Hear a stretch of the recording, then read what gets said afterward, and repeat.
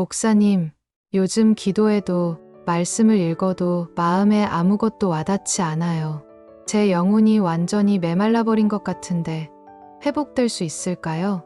시편 23편 묵상 3일 후 하나님이 보여주신 놀라운 회복의 기적들. 솔직히 고백하겠습니다. 목사인 저도 시편 23편을 그저 암송만 했던 시절이 있었습니다.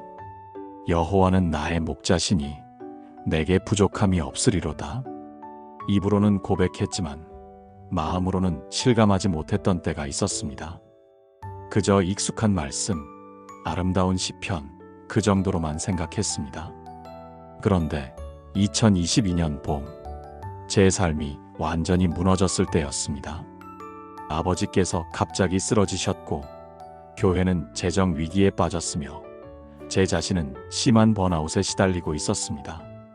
새벽 3시에 잠에서 깨면 가슴이 답답해서 숨을 쉴 수 없었습니다. 기도해도 하늘이 막힌 것 같았고, 말씀을 읽어도 마음에 닿지 않았습니다. 그때 하나님께서 이상하게도 시편 23편을 자꾸 보게 하셨습니다.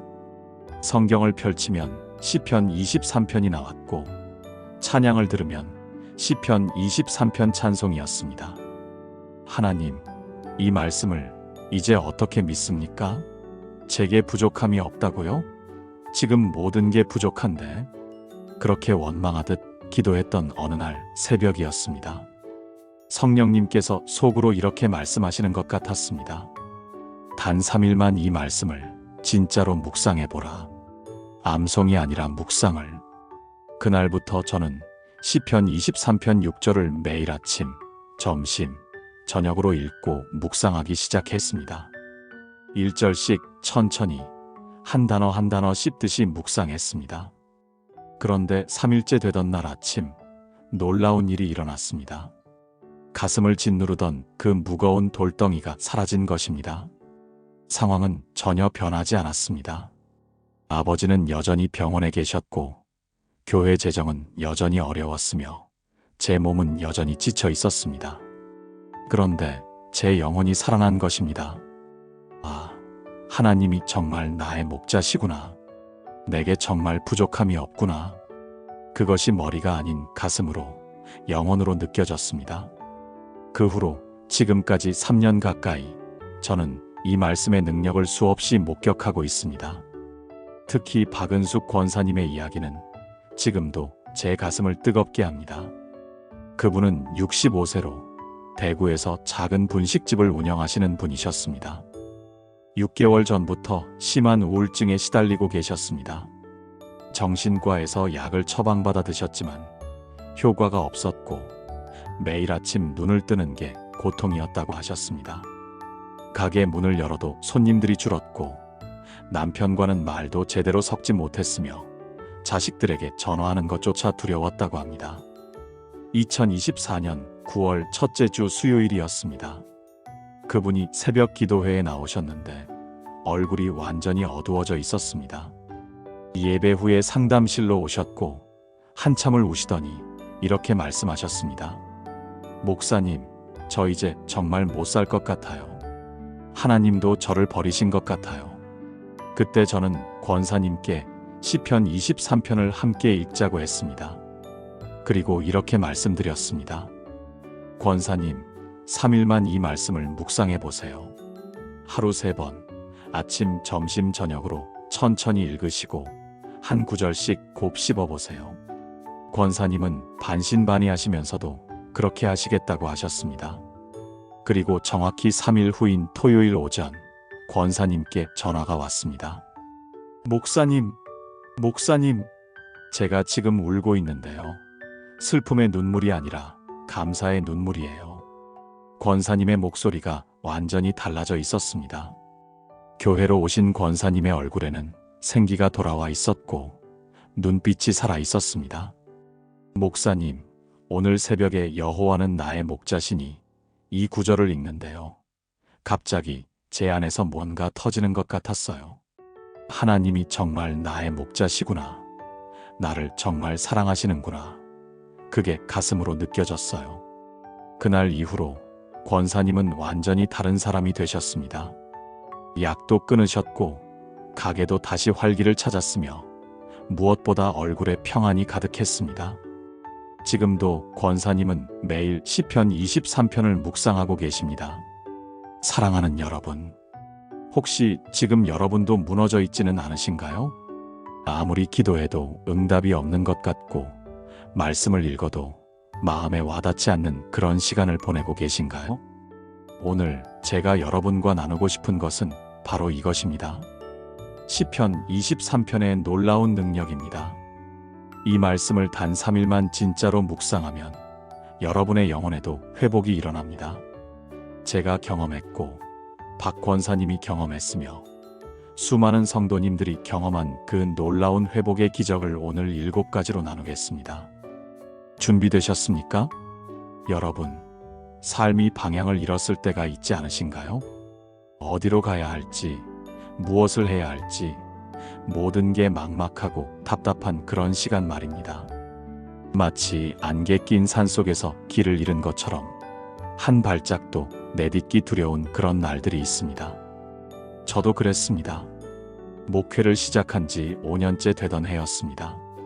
교회는 성장하지 않았고 제 사역은 열매가 없는 것 같았으며 앞으로 어떻게 해야 할지 전혀 감이 오지 않았습니다. 내가 정말 목사로 부름받은 게 맞나? 다른 길을 가야 하는 건 아닐까? 그런 생각들이 머릿속을 가득 채웠습니다. 그때 성령님께서 시편 23편 1절을 붙들게 하셨습니다. 여호와는 나의 목자시니 내게 부족함이 없으리로다. 시편 23편 1절. 이 말씀이 무엇을 의미하는지 아십니까? 여호와 하나님께서 직접 나의 목자가 되신다는 것입니다. 목자는 양을 인도하는 사람입니다. 양은 시력이 약하고 방향 감각이 없어서 목자 없이는 살 수 없습니다. 길을 잃으면 절벽에서 떨어지고 늑대에게 물리며 굶어 죽습니다. 그래서 양에게는 반드시 목자가 필요합니다.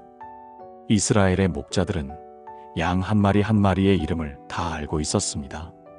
어떤 양이 다리를 다쳤는지, 어떤 양이 새끼를 가졌는지, 어떤 양이 겁이 많은지 다 알고 있었습니다. 그리고 그 양들을 위해 밤을 새우며 지키고 좋은 풀밭을 찾아 인도하며 위험으로부터 보호했습니다. 바로 그런 목자가 되시겠다고 하나님께서 약속하신 것입니다. 우리의 연약함을 아시고 우리의 두려움을 아시며 우리에게 필요한 것이 무엇인지 정확히 아시는 분께서 직접 우리를 인도하시겠다는 것입니다. 그런데 여기서 중요한 것은 나의 목자라는 표현입니다. 하나님은 추상적인 존재가 아니라 나와 개인적인 관계를 맺으신 분입니다. 수많은 사람 중에 하나가 아니라 바로 나를 위한 목자이십니다. 이것을 깨달을 때 방황이 멈춥니다. 경기도 수원에 사시는 김민호 집사님의 이야기를 들려드리겠습니다. 김 집사님은 52세로 중견 IT 기업에서 20년간 근무하신 분이었습니다. 그런데 2023년 여름 회사에서 명예퇴직 대상자 명단에 이름이 올랐습니다. 갑작스러운 일이었습니다. 대학생 딸이 둘 있었고 집 대출금도 아직 많이 남아 있었으며 부모님 병원비도 부담하고 있는 상황이었습니다. 이제 어떻게 하지? 50대 중반에 다시 취직할 수 있을까? 우리 가족은 어떻게 되는 거지? 밤마다 잠을 이루지 못했습니다. 인터넷으로 이력서를 수십 군데 넣었지만 답장조차 오지 않았습니다. 3개월이 지나고 퇴직금도 점점 줄어들면서 김 집사님은 심한 불안증과 우울증에 빠졌습니다. 교회 나오는 것조차 힘들어졌고 기도도 할 수 없었습니다. 그해 10월 첫째 주일 김 집사님이 겨우 교회에 나오셨습니다. 설교 제목이 나의 목자 되신 하나님이었습니다. 설교 중에 이런 말이 나왔습니다. 하나님은 여러분이 방황할 때 가만히 계시지 않습니다. 직접 나서서 길을 보여주시고 문을 열어주시며 필요한 모든 것을 공급하십니다. 왜냐하면 그분은 여러분의 목자시기 때문입니다. 그 말씀이 김 집사님의 가슴에 박혔습니다. 예배 후 집으로 돌아와서 시편 23편 1절을 계속 읽고 또 읽었습니다. 여호와는 나의 목자시니 1일째 아무 느낌이 없었습니다. 그냥 글자일 뿐이었습니다. 2일째 조금씩 뭔가 다르게 느껴지기 시작했습니다. 그래, 하나님이 나의 목자시라면 하나님께서 나를 책임지시겠지. 작은 위로가 되었습니다. 3일째 아침, 김 집사님은 새벽 5시에 일어나 기도했습니다. 하나님, 당신이 정말 나의 목자이십니까? 그렇다면 저를 인도해 주세요. 제가 어디로 가야 할지, 무엇을 해야 할지 보여주세요. 그날 오후 15년 전에 함께 일했던 선배에게서 전화가 왔습니다. 민호야, 요즘 어떻게 지내? 혹시 지금 일하는 데 있어? 깜짝 놀랐습니다. 그 선배는 작은 스타트업 회사를 운영하고 있었는데 마침 김 집사님 같은 경력자가 필요하다는 것이었습니다. 급여는 전 직장보다 적지만 우리 회사 지분도 줄 수 있어. 그리고 여기는 나이나 학벌보다 능력을 보거든. 일주일 후 김 집사님은 새로운 직장에 출근했습니다. 지금은 그 회사의 핵심 임원이 되셨고 전보다 더 보람 있는 일을 하고 계십니다. 김 집사님은 지금도 매일 아침 시편 23편 1절을 고백한다고 합니다. 여호와는 나의 목자시니. 그 고백이 김 집사님의 하루를 여는 열쇠가 되었습니다. 사랑하는 여러분, 하나님은 여러분의 목자이십니다. 여러분이 어디에 있든 어떤 상황에 있든 하나님은 여러분을 인도하고 계십니다. 지금은 길이 보이지 않을 수 있습니다. 하지만 목자는 이미 길을 알고 계십니다. 사랑하는 여러분, 지금 저와 함께 이렇게 기도해 보시겠습니까? 사랑의 하나님 아버지, 오늘 제가 고백합니다. 여호와는 나의 목자이십니다. 저는 더 이상 방황하는 양이 아니라 목자의 음성을 듣고 따라가는 양입니다. 제 앞길이 막막해 보일 때도 하나님께서 이미 길을 예비하고 계심을 믿습니다. 오늘 하루도 저를 인도하시고 제가 가야 할 곳으로 이끌어 주소서. 당신이 나의 목자이심을 믿고 신뢰합니다. 예수님의 이름으로 기도합니다. 아멘.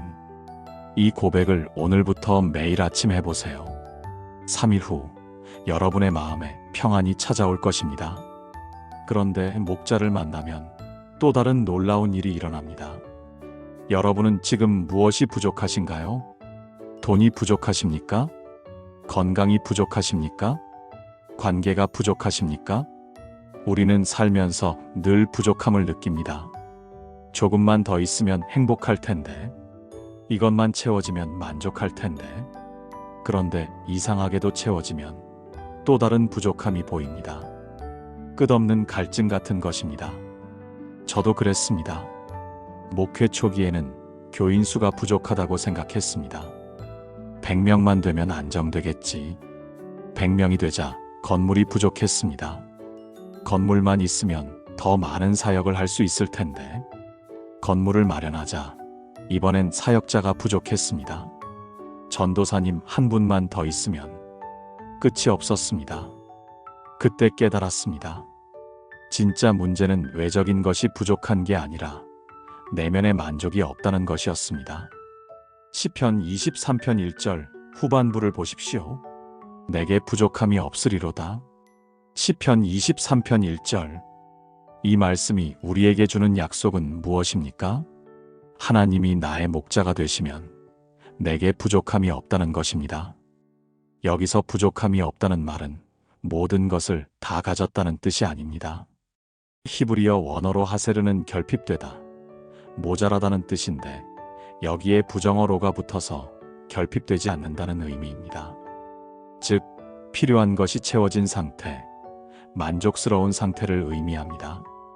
목자가 양을 돌볼 때 양에게 필요한 모든 것을 공급합니다. 풀이 필요하면 풀밭으로 인도하고, 물이 필요하면 시냇가로 데려가며, 쉼이 필요하면 쉬게 하고, 보호가 필요하면 지팡이로 지킵니다. 양은 목자만 따라가면 됩니다. 그러면 필요한 모든 것이 공급됩니다. 바로 그런 하나님이 우리의 목자라는 것입니다. 우리에게 필요한 것이 무엇인지 하나님은 정확히 아십니다. 그리고 가장 좋은 때에 가장 좋은 방법으로 채워주십니다. 전라북도 전주에 사시는 이순자 권사님의 이야기입니다. 이 권사님은 68세로 남편을 10년 전에 먼저 하늘나라로 보내신 분이었습니다. 자녀는 아들 둘인데 큰아들은 서울에서 직장 생활을 하고 작은 아들은 결혼해서 부산에 살고 있었습니다. 권사님은 전주에 혼자 사시면서 작은 반찬 가게를 운영하고 계셨습니다. 생활이 어려운 것은 아니었지만 늘 마음 한편이 허전하고 외로웠습니다. 특히 명절이나 주말이 되면 더 그랬습니다. 자식들이 가끔 전화는 하지만 자주 내려오지는 못했습니다. 이렇게 늙어서 혼자 사는 게 이렇게 외로운 거구나. 2024년 초 권사님은 건강검진을 받았는데 고혈압과 당뇨 진단을 받았습니다. 큰 병은 아니었지만 평생 약을 먹어야 한다는 말에 마음이 무너졌습니다. 이제 병원비도 나가고 약값도 나가고 내가 언제까지 가게 일을 할 수 있을까? 나중에 아프면 누가 돌봐주지? 그런 걱정과 두려움이 권사님을 짓눌렀습니다. 밤에 잠을 자다가도 불안해서 깨곤 했습니다. 그해 3월 교회에서 사순절 특별 새벽 기도회가 있었습니다. 권사님은 매일 새벽 기도회에 나가기로 작정하셨습니다. 하나님, 이 외로움과 불안을 어떻게 하면 좋습니까? 저를 도와주세요. 그렇게 기도하면서 시편 23편을 매일 읽었습니다. 처음 일주일은 아무 변화가 없었습니다. 그냥 말씀일 뿐이었습니다. 그런데 둘째 주 수요일 새벽 내게 부족함이 없으리로다 이 구절을 읽는데 갑자기 눈물이 쏟아졌습니다. 그래, 하나님이 나의 목자시라면 내게 부족함이 없는 거야. 돈이 많든 적든 자식이 옆에 있든 없든 하나님이 계시면 부족함이 없는 거야. 그 순간 권사님의 마음에 평안이 찾아왔습니다. 외로움이 사라진 것은 아니었습니다. 여전히 혼자였고 여전히 자식들은 멀리 있었습니다. 그런데 마음이 달라졌습니다. 하나님이 나와 함께 계시는구나. 그 확신이 권사님을 채웠습니다. 그날 이후로 권사님은 매일 아침 시편 23편 1절을 고백하기 시작했습니다. 여호와는 나의 목자시니 내게 부족함이 없으리로다. 그리고 놀라운 일들이 일어나기 시작했습니다. 첫 번째, 권사님의 반찬 가게에 손님이 늘어나기 시작했습니다. 이유를 알 수 없었는데 권사님이 만드신 반찬이 입소문을 타기 시작한 것입니다. 권사님 반찬은 정성이 담겨 있어서 맛이 다르다는 소문이 퍼졌습니다. 한 달 만에 매출이 30% 증가했습니다. 두 번째, 교회에서 권사님을 필요로 하는 사역들이 생겼습니다. 혼자 사시는 노인들을 신방하는 사역, 병원에 입원한 성도들을 방문하는 사역, 새 가족들에게 반찬을 나눠주는 사역. 권사님은 바빠졌습니다. 그런데 이상하게 외롭지 않았습니다.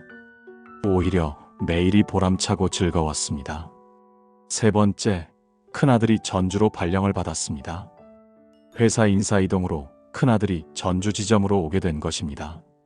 아들은 권사님 집 근처에 작은 아파트를 얻어서 주말마다 권사님과 함께 시간을 보내게 되었습니다.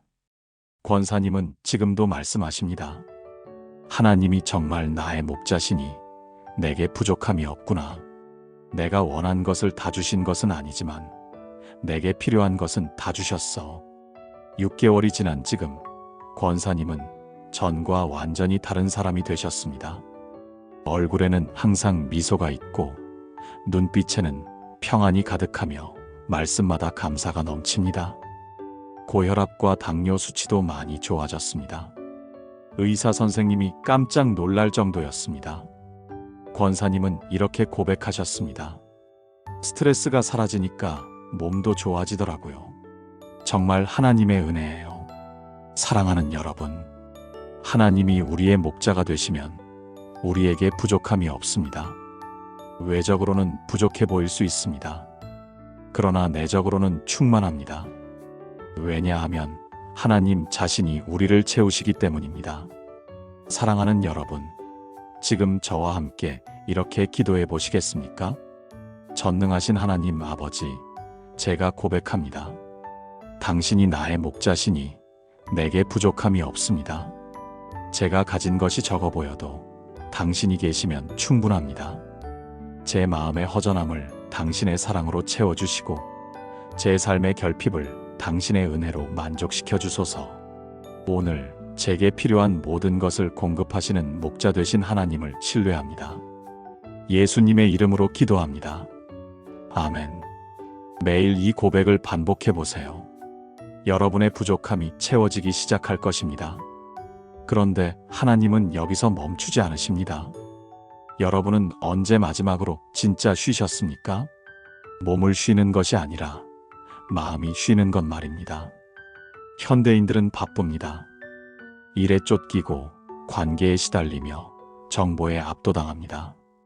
잠시 멈춰서는 것조차 죄책감이 들 정도입니다. 이렇게 쉬고 있어도 되나? 뭔가 해야 하는 거 아닌가? 그래서 쉬어도 쉬는 게 아닙니다.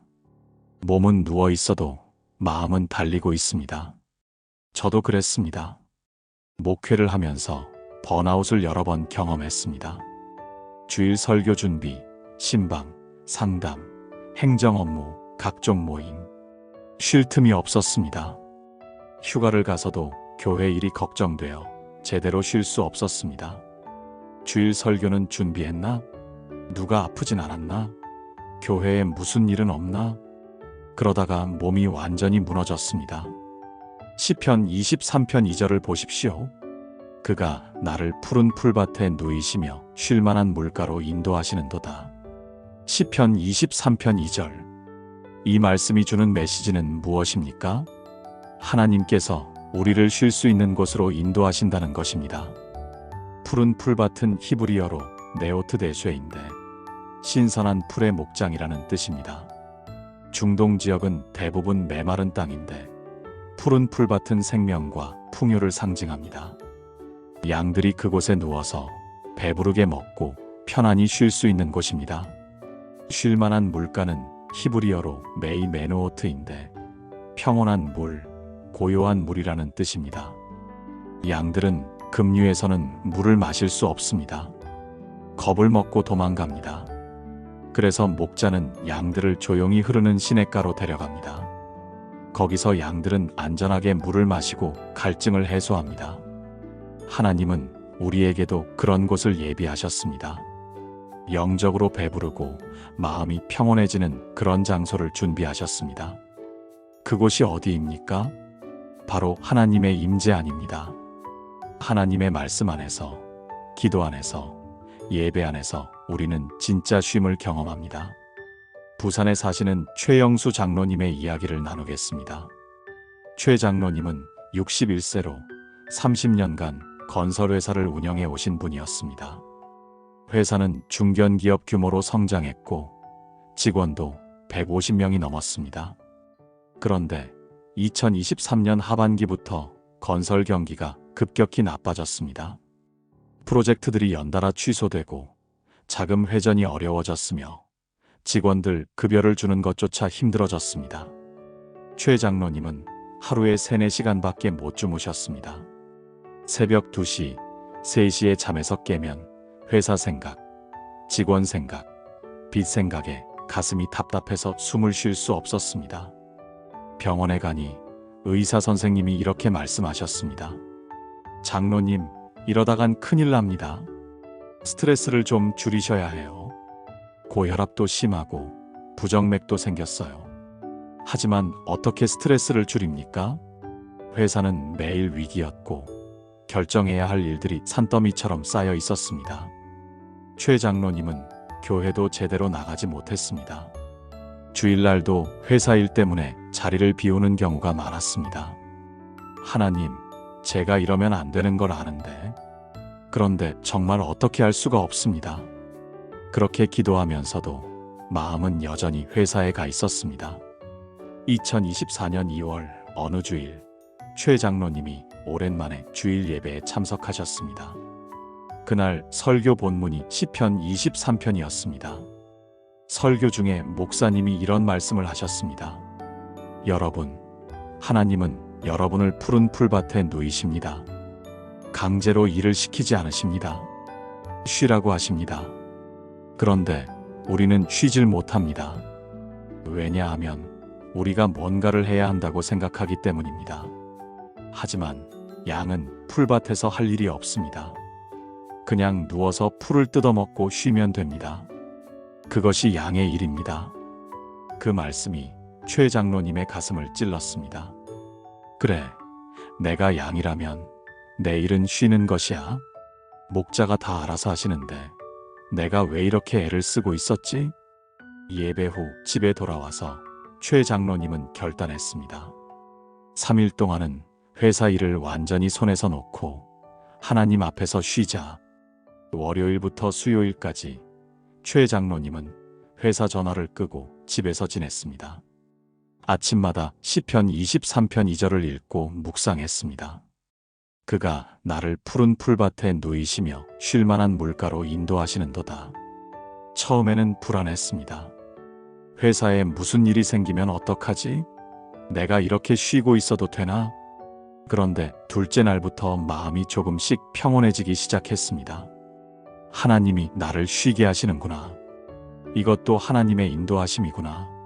셋째 날 아침, 최 장로님은 아침 일찍 근처 공원으로 산책을 나갔습니다. 2월이었지만 날씨가 따뜻했습니다. 공원에는 이른 봄꽃들이 피어 있었고 새들이 지저귀고 있었습니다. 벤치에 앉아서 하늘을 올려다보는데 갑자기 눈물이 쏟아졌습니다. 하나님 감사합니다. 제가 이렇게 쉴 수 있게 해주셔서 감사합니다. 제가 너무 혼자 힘으로 살려고 했습니다. 이제 당신께 맡기겠습니다. 그날 오후 최 장로님은 회사로 복귀했습니다. 그런데 이상한 일이 일어났습니다. 3일 동안 쉬었는데 일이 더 잘 되는 것이었습니다. 머리가 맑아져서 복잡했던 문제들이 단순하게 보였고 중요한 결정들을 신속하게 내릴 수 있었습니다. 그리고 한 달 후 새로운 프로젝트 하나가 성사되었습니다. 예상치 못한 곳에서 들어온 주문이었는데 규모도 크고 수익성도 좋은 프로젝트였습니다. 회사는 위기에서 벗어나기 시작했습니다. 최 장로님은 지금도 매주 수요일은 쉼의 날로 정해서 지키고 계십니다. 그날은 회사 일을 최소화하고 하나님 앞에서 쉬는 시간을 갖습니다. 산책도 하고 말씀도 묵상하며 기도도 합니다. 그랬더니 놀랍게도 업무 효율이 오히려 높아졌습니다. 최 장로님은 이렇게 말씀하십니다. 쉬는 것도 하나님께 순종하는 것이더라고요. 하나님이 쉬라고 하시는데 우리가 안 쉬면 그게 불순종이에요. 사랑하는 여러분, 하나님은 우리를 푸른 풀밭에 누이십니다. 쉬라고 하십니다. 우리가 해야 할 일은 그저 누워서 쉬는 것입니다. 목자가 다 알아서 하십니다. 사랑하는 여러분, 지금 저와 함께 이렇게 기도해 보시겠습니까? 사랑의 하나님 아버지, 저를 푸른 풀밭으로 인도해 주셔서 감사합니다. 제가 너무 바쁘게 살면서 쉼을 잃어버렸습니다. 오늘부터 당신이 주시는 쉼을 받아들이겠습니다. 제 마음을 평온케 하시고 제 영혼을 회복시켜 주소서. 당신의 임재 안에서 참된 쉼을 누리게 하소서. 쉴만한 물가로 인도하시는 목자를 신뢰합니다. 예수님의 이름으로 기도합니다. 아멘. 오늘부터 하루에 30분이라도 하나님 앞에서 쉬는 시간을 가져보세요. 여러분의 영혼이 회복되기 시작할 것입니다. 그런데 쉼만 주시는 게 아닙니다. 여러분의 영혼은 지금 어떤 상태입니까? 생기가 넘치십니까? 아니면 메말라 있으십니까? 우리는 육체적으로는 살아있지만 영적으로는 죽어가는 경우가 많습니다.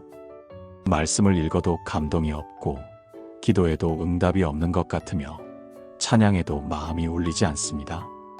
마치 배터리가 다 다른 것처럼 힘이 없고 무기력합니다. 저도 그런 시기가 있었습니다. 목회 7년차 되던 해 저는 영적으로 완전히 바닥났습니다.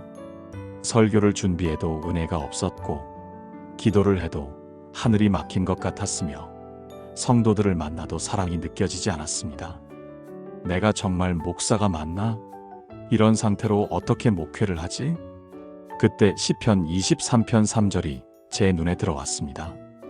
내 영혼을 소생시키시고 자기 이름을 위하여 의의 길로 인도하시는도다.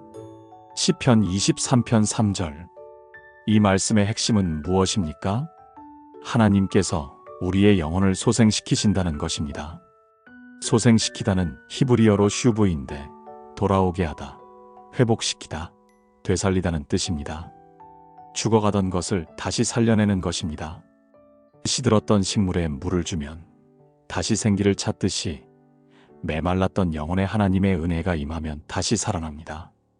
그런데 여기서 중요한 것은 자기 이름을 위하여라는 표현입니다. 하나님은 우리를 회복시키시는데 그 이유가 우리가 잘나서가 아닙니다. 하나님 자신의 이름, 곧 하나님의 명예와 영광을 위해서입니다. 하나님의 양이 병들어 있으면 하나님의 이름에 영광이 되지 않습니다. 그래서 하나님은 우리를 반드시 회복시키십니다. 이것이 우리에게 주는 엄청난 확신입니다. 내가 노력해서 회복되는 게 아니라 하나님이 책임지시고 회복시켜 주신다는 것입니다. 인천에 사시는 정미숙 집사님의 이야기를 들려드리겠습니다. 정 집사님은 58세로 중학교에서 음악교사로 일하시는 분이었습니다. 30년 넘게 헌신적으로 신앙생활을 해오셨고 교회에서도 성가대 지휘자로 섬기고 계셨습니다. 그런데 2023년 봄 정 집사님에게 큰 시련이 찾아왔습니다. 가장 아끼던 제자 중 한 명이 자살을 한 것입니다. 그 학생은 집안 형편이 어려웠지만 음악에 재능이 있어서 정 집사님이 특별히 신경 써서 가르쳤던 학생이었습니다. 대학 입시를 앞두고 있었는데 갑작스럽게 세상을 떠났습니다. 정 집사님은 큰 충격을 받았습니다. 내가 그 아이를 더 잘 돌봤어야 했는데, 내가 진작 알아차렸어야 했는데, 자책감과 죄책감에 시달렸습니다. 그 후로 정 집사님은 완전히 달라졌습니다. 학교에 가서 아이들을 가르치는 것이 두려워졌습니다. 내가 과연 교사로서 자격이 있나? 제자 하나 제대로 돌보지 못한 내가 교회에서 성가대 지휘를 하는 것도 힘들어졌습니다. 찬양을 하면서도 기쁨이 없었고 하나님이 멀게만 느껴졌습니다. 하나님, 왜 그 아이를 지켜주지 않으셨습니까? 하나님이 계시다면 왜 이런 일이 일어났습니까? 원망과 의심이 마음을 가득 채웠습니다. 6개월이 지났지만 정 집사님의 영혼은 회복되지 않았습니다. 오히려 더 깊은 우울과 무기력에 빠졌습니다. 성가대 지휘자직도 사임하고 교회도 거의 나가지 않았습니다.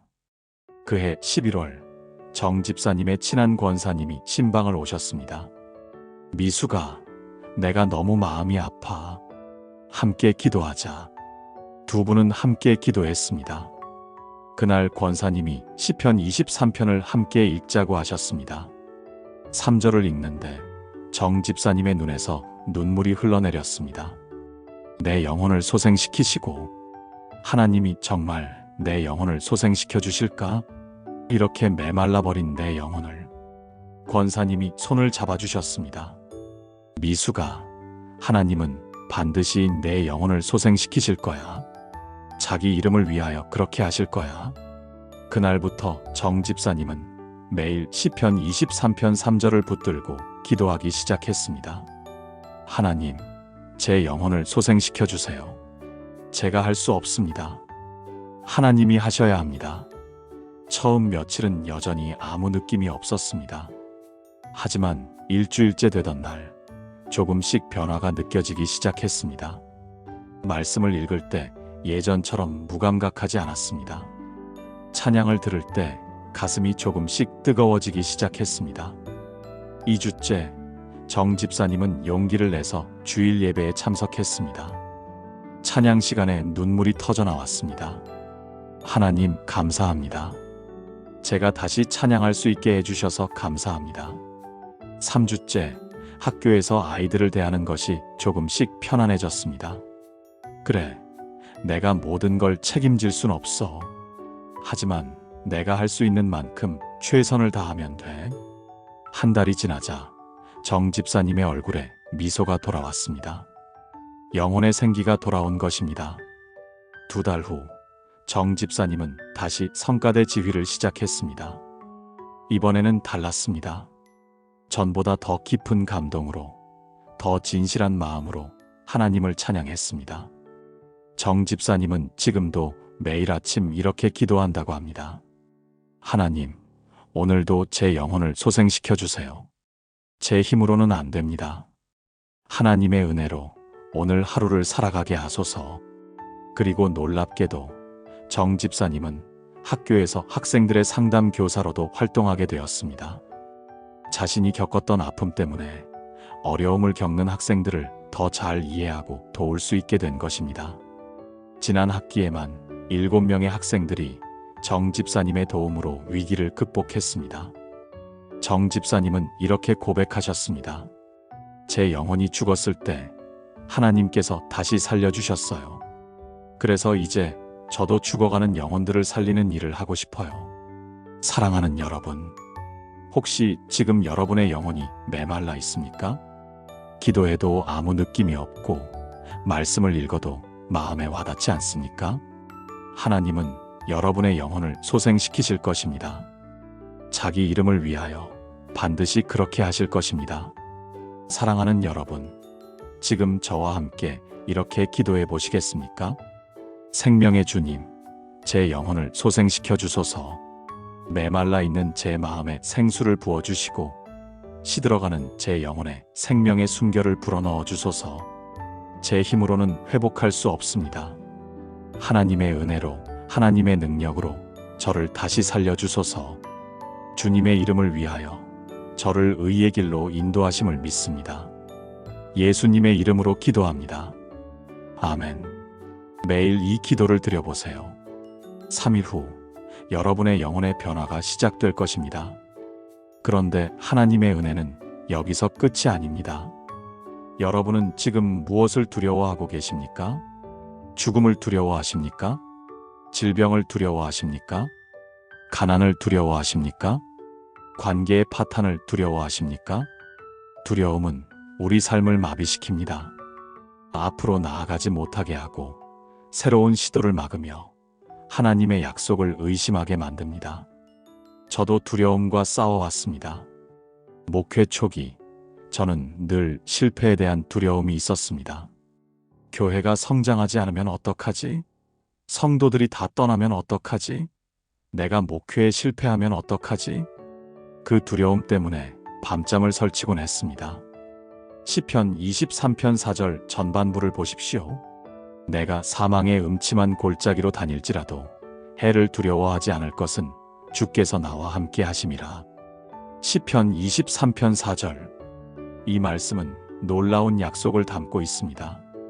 사망의 음침한 골짜기는 히브리어로 게이 찰마웨트인데 깊은 어둠의 골짜기, 죽음의 그림자가 드리운 계곡이라는 뜻입니다. 인생에서 가장 어둡고 두려운 순간을 의미합니다. 죽음이 코앞에 다가온 것 같은 그런 순간 말입니다.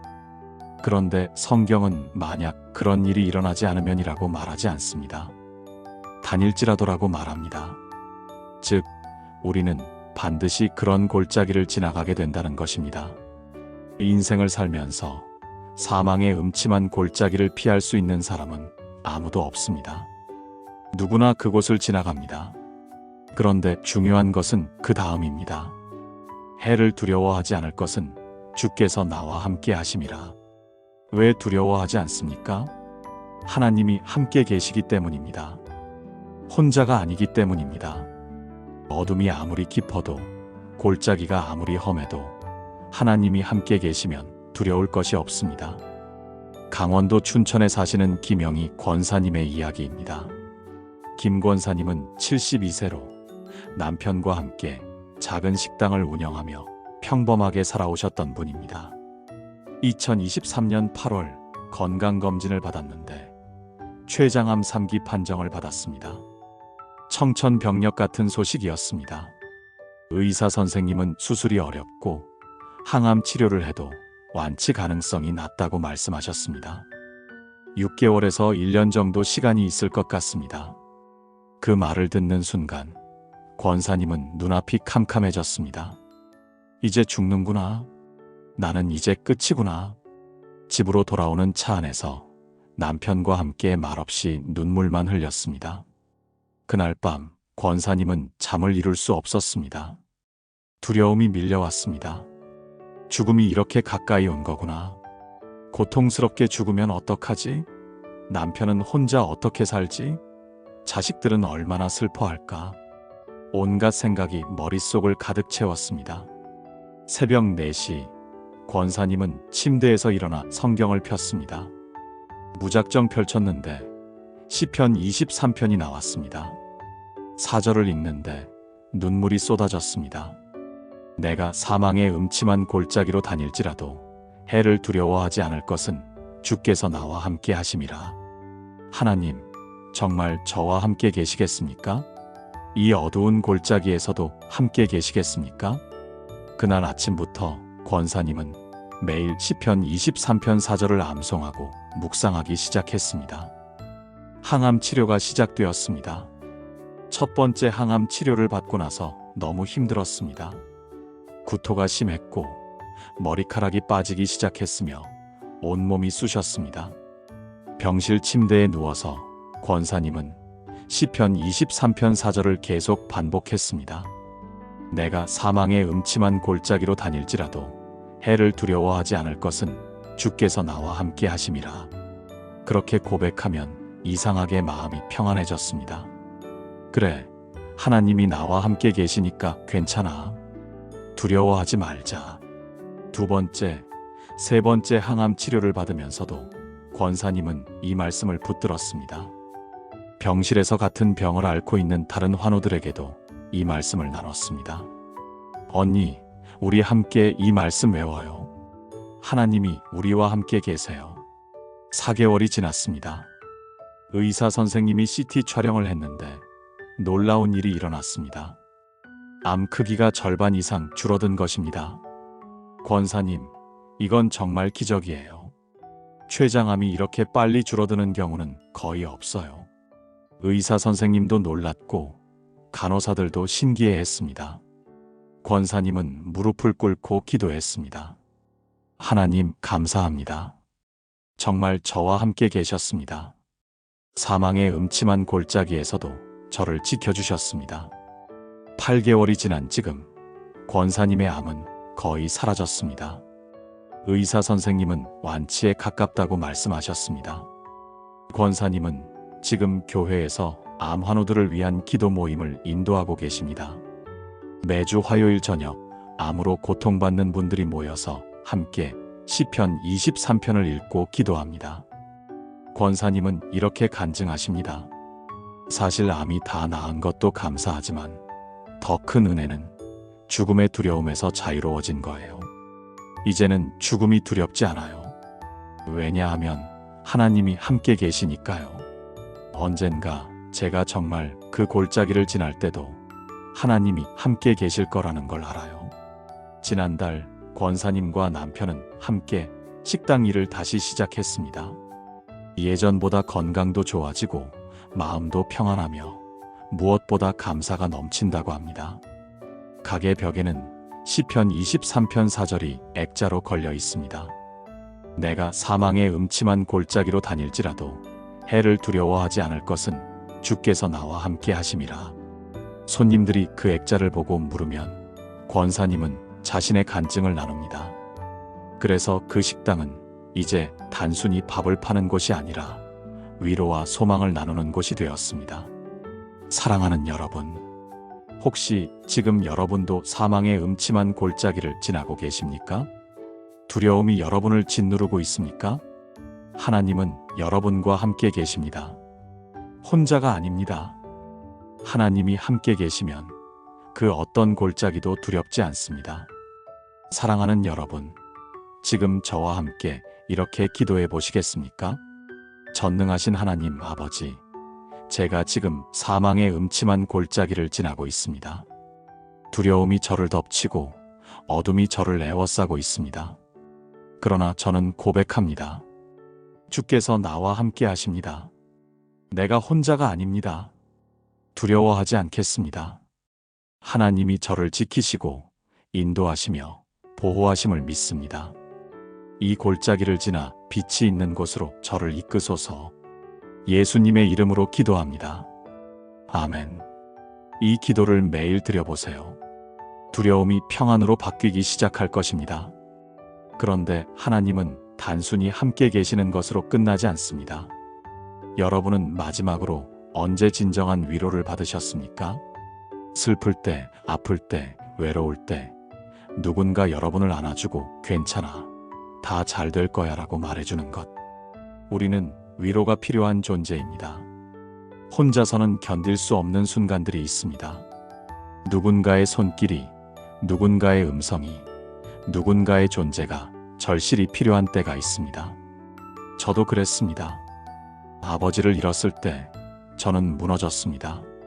장례를 치르고 모든 절차가 끝나고 사람들이 다 돌아간 후 혼자 남았을 때 밀려오는 그 슬픔과 공허함을 어떻게 표현해야 할지 모르겠습니다.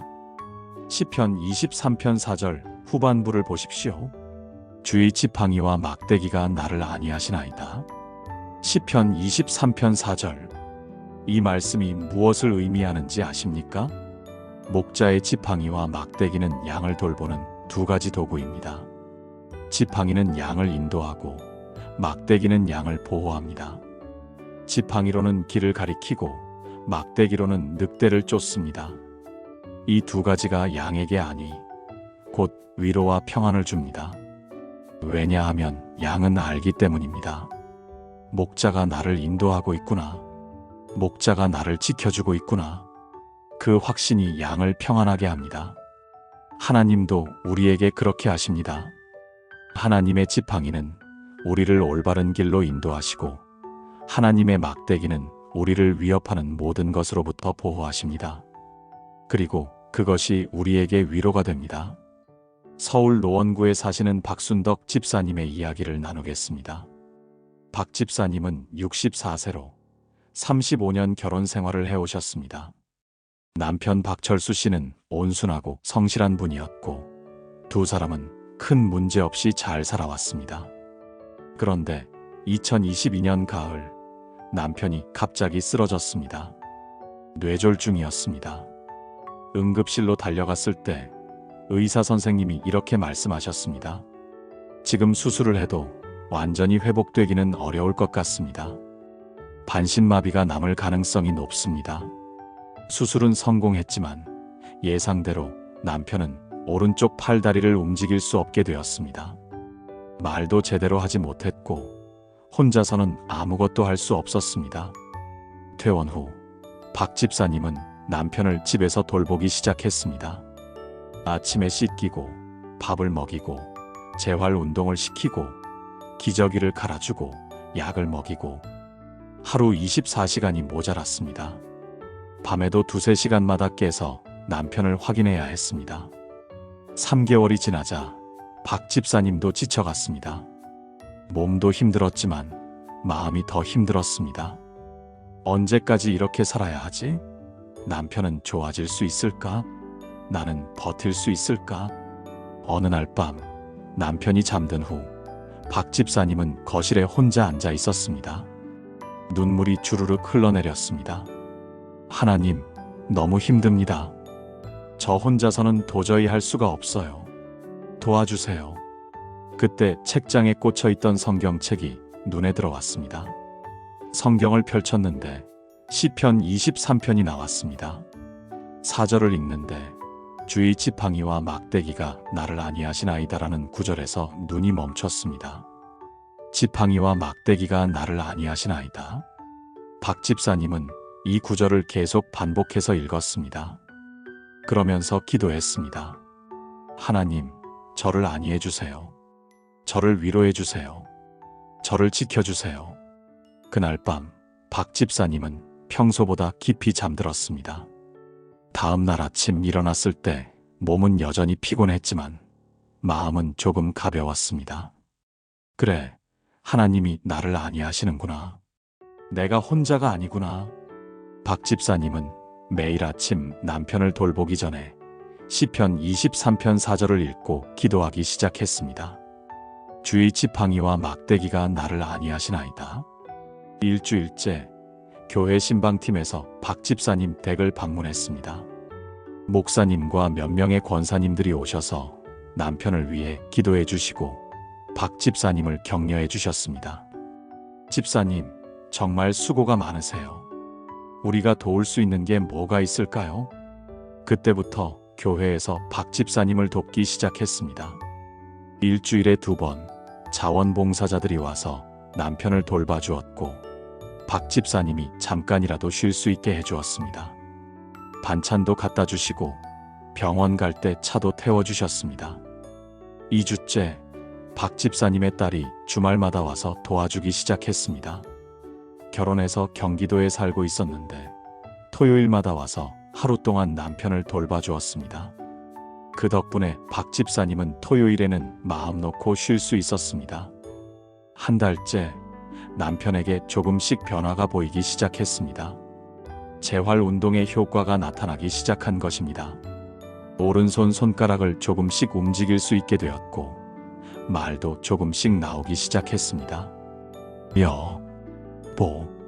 남편이 여보라고 부르는 순간 박 집사님은 눈물을 흘렸습니다. 하나님 감사합니다. 정말 감사합니다. 6개월이 지났습니다.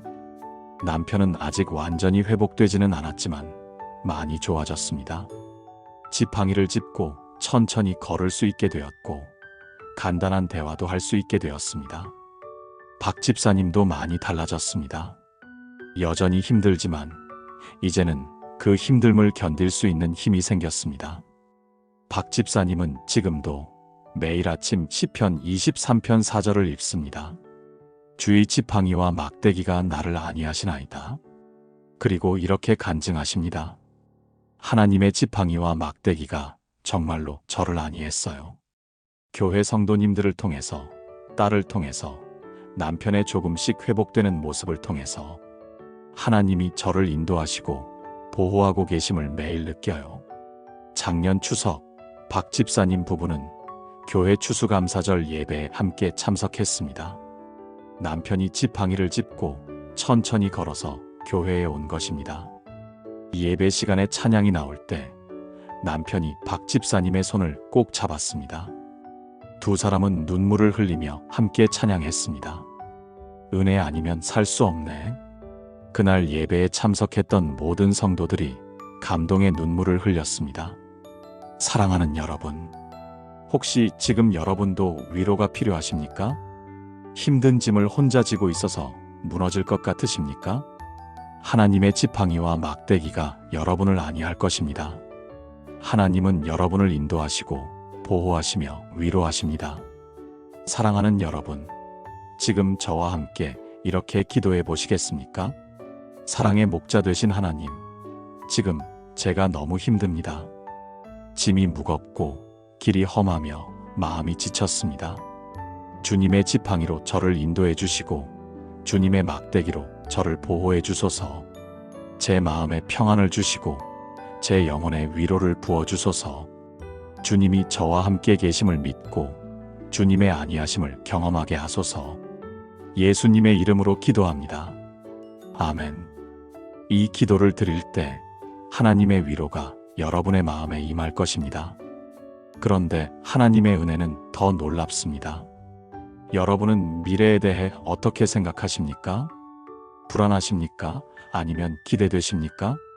많은 사람들이 미래를 두려워합니다. 내일은 어떻게 될까? 다음 달은? 내년은? 불확실성이 우리를 불안하게 만듭니다. 하지만 하나님을 아는 사람들에게는 미래가 두렵지 않습니다. 왜냐하면 하나님의 선하심과 인자하심이 평생 우리를 따르기 때문입니다. 시편 23편 6절을 보십시오.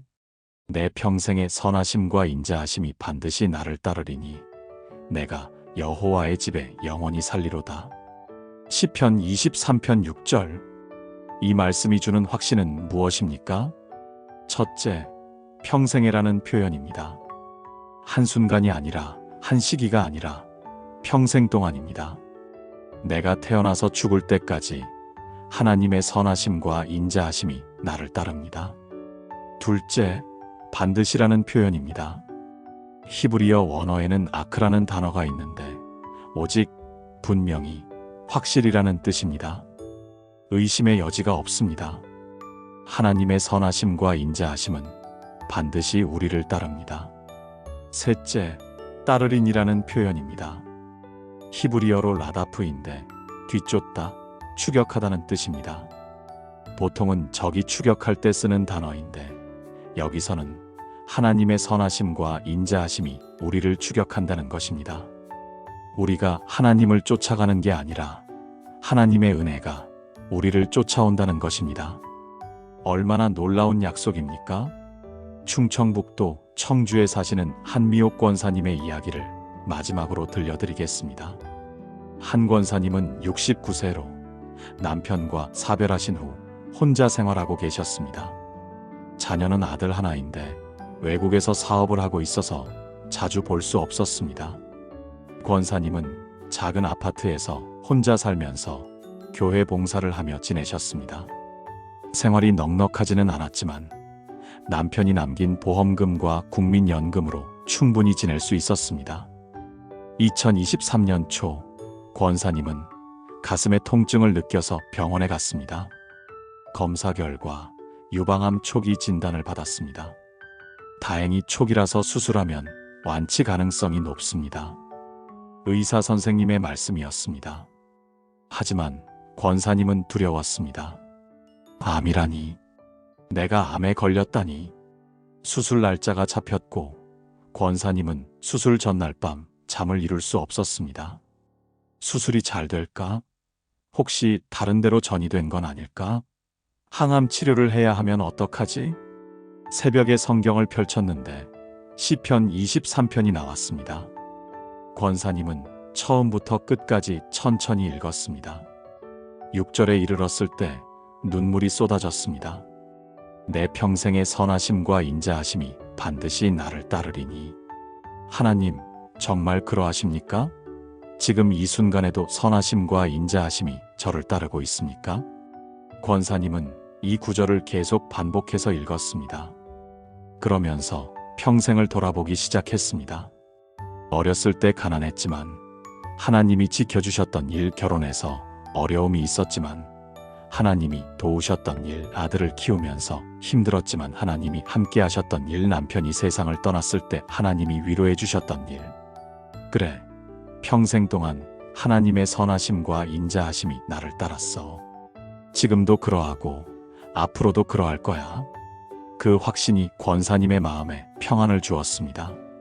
수술은 성공적이었습니다.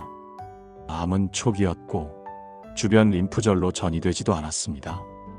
의사 선생님은 항암 치료 없이 방사선 치료만 하면 된다고 하셨습니다.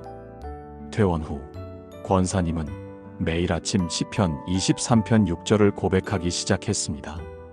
내 평생의 선하심과 인자하심이 반드시 나를 따르리니 내가 여호와의 집에 영원히 살리로다. 방사선 치료를 받는 동안 힘들었지만 이 말씀이 권사님을 지탱해 주었습니다. 3개월 후 모든 치료가 끝났고 정기검진 결과도 좋았습니다. 완치되었습니다. 축하드립니다. 의사 선생님의 말씀에 권사님은 눈물을 흘렸습니다. 하나님, 감사합니다. 정말 선하심과 인자하심이 저를 따르고 있습니다. 그런데 놀라운 일은 그 다음부터였습니다. 치료를 받는 동안 권사님은 같은 병원에서 암 투병을 하는 많은 환우들을 만났습니다. 그분들과 이야기를 나누면서 권사님은 자신이 그분들을 위로할 수 있다는 것을 알게 되었습니다. 병원에서 알게 된 김 집사님이라는 분이 있었습니다. 60대 중반으로 폐암 3기 진단을 받으신 분이었습니다. 그분은 매일 울기만 했습니다. 나는 이제 끝이야. 죽을 거야. 한 권사님은 김 집사님에게 다가가서 시편 23편을 함께 읽자고 했습니다. 집사님, 우리 함께 이 말씀을 읽어요. 하나님의 선하심과 인자하심이 우리 평생에 따른대요. 처음에 김 집사님은 관심이 없었습니다.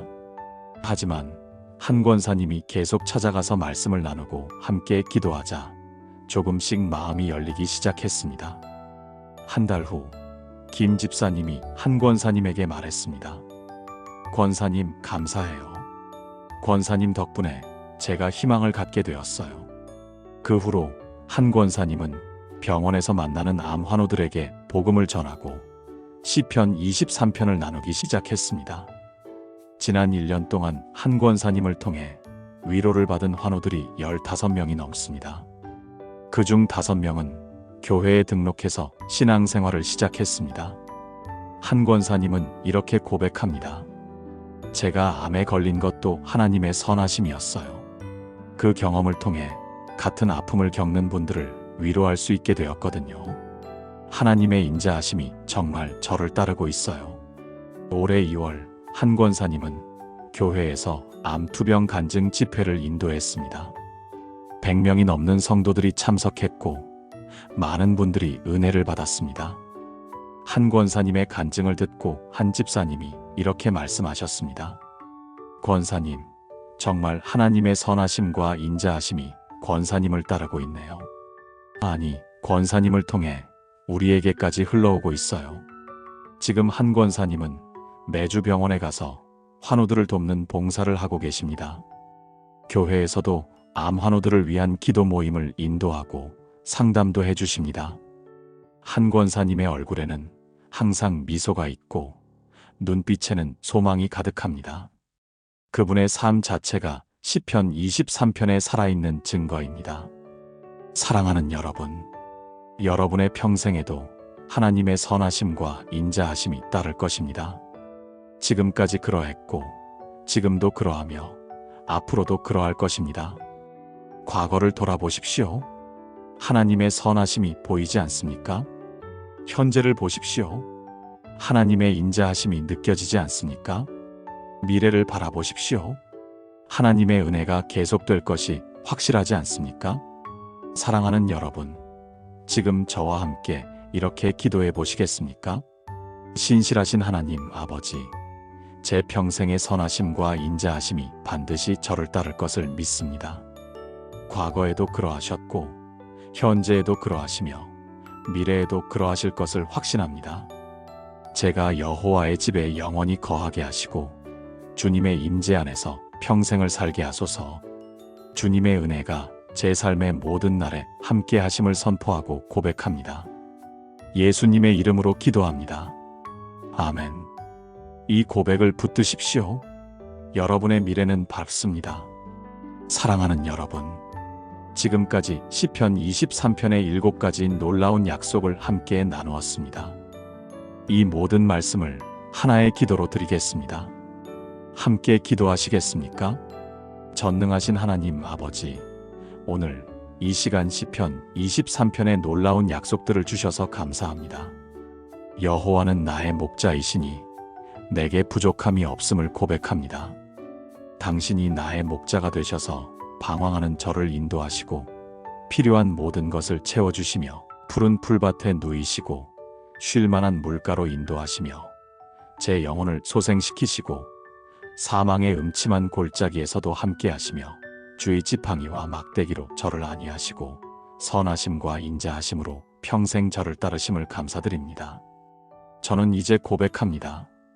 여호와는 나의 목자시니 내게 부족함이 없습니다. 그가 나를 푸른 풀밭에 누이시며 쉴 만한 물가로 인도하시는도다. 내 영혼을 소생시키시고 자기 이름을 위하여 의의 길로 인도하시는도다. 내가 사망의 음침한 골짜기로 다닐지라도 해를 두려워하지 않을 것은 주께서 나와 함께 하심이라. 주의 지팡이와 막대기가 나를 안위하시나이다. 내 평생의 선하심과 인자하심이 반드시 나를 따르리니 내가 여호와의 집에 영원히 살리로다. 하나님 아버지, 오늘부터 저와 제 가족이 매일 아침 이 말씀으로 하루를 시작하게 하소서. 이 말씀이 우리 집의 보호의 울타리가 되게 하시고 우리 삶의 반석이 되게 하소서. 방황 대신 인도를, 부족함 대신 만족을, 피곤함 대신 쉼을, 죽음 대신 생명을, 두려움 대신 평안을, 외로움 대신 위로를, 불안 대신 확신을 주소서. 우리의 날들을 길게 하시고 만족하게 하시며 주님의 선하심과 인자하심을 우리 눈으로 보게 하소서. 우리를 여호와의 집에 영원히 거하게 하시고 주님의 임재 안에서 평생을 살게 하소서.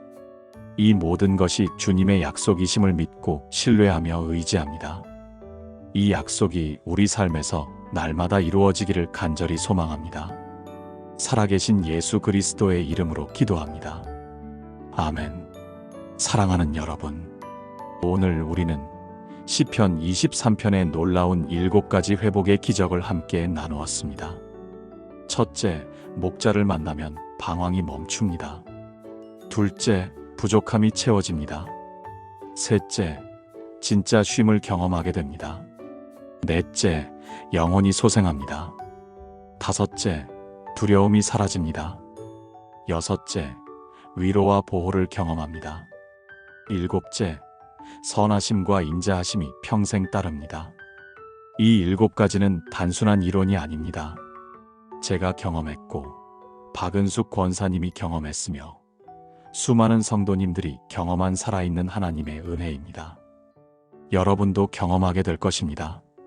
단 3일만 이 말씀을 진짜로 묵상해 보세요. 아침에 일어나서, 점심에, 그리고 저녁 자기 전에 시편 23편을 천천히 읽고 묵상하세요. 각 구절을 한 단어 한 단어 곱씹으면서 묵상하세요. 3일 후 여러분의 영혼의 변화가 일어나기 시작할 것입니다. 여러분의 마음에 평안이 찾아올 것입니다. 여러분의 삶에 희망이 보이기 시작할 것입니다. 오늘 이 영상이 여러분에게 도움이 되셨다면 좋아요 버튼을 눌러주시고 댓글로 아멘이라고 남겨주세요. 그리고 이 은혜를 더 많은 분들과 나누고 싶으시다면 공유 버튼을 눌러서 사랑하는 분들에게 전해주세요. 여러분의 작은 손길 하나가 누군가에게는 큰 위로와 희망이 될 수 있습니다. 구독과 알림 설정도 해주시면 앞으로 더 좋은 말씀 콘텐츠로 여러분을 찾아뵙겠습니다. 하나님의 은혜가 여러분의 삶에 날마다 넘치기를 기도합니다.